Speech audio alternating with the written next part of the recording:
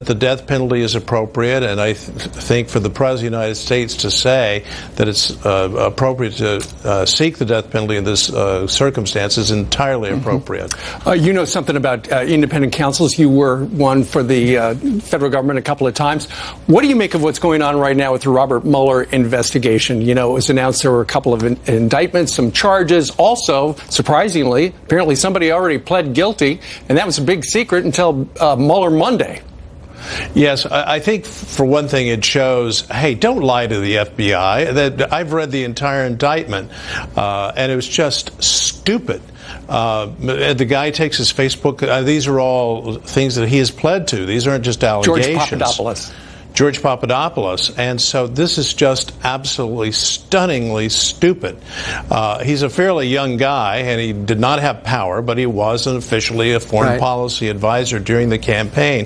He should just tell the truth. And not surprisingly, the FBI caught him. I've worked with the FBI for years. They are very good.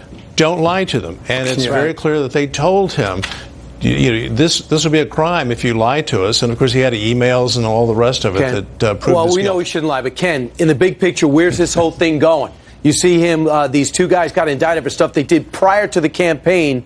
What is Mueller up to? It's going to Russia. Look, he is charged with finding out about collusion. And what we're now seeing is that, well, there may be some real issues with respect to the Clinton campaign, right?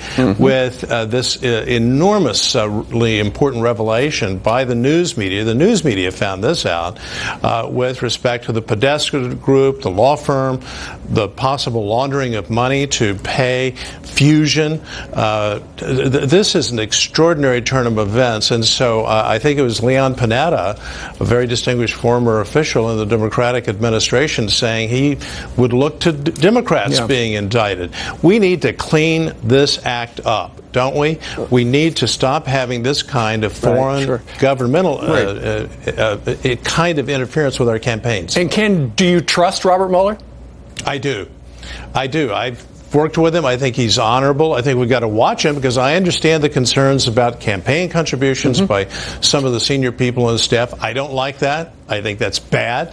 It puts an extra burden, I think, on Bob Mueller. But Bob Mueller is an honorable, honest guy. He's Marine, Semper Fi. He's seen combat. He's an American. He's a good guy. All those things are true, but if he does not go after the Fusion GPS, he's not doing a fair and balanced investigation. He'll go where the facts lead. That I'm confident. If he doesn't go there, then he's not doing a fair and balanced investigation.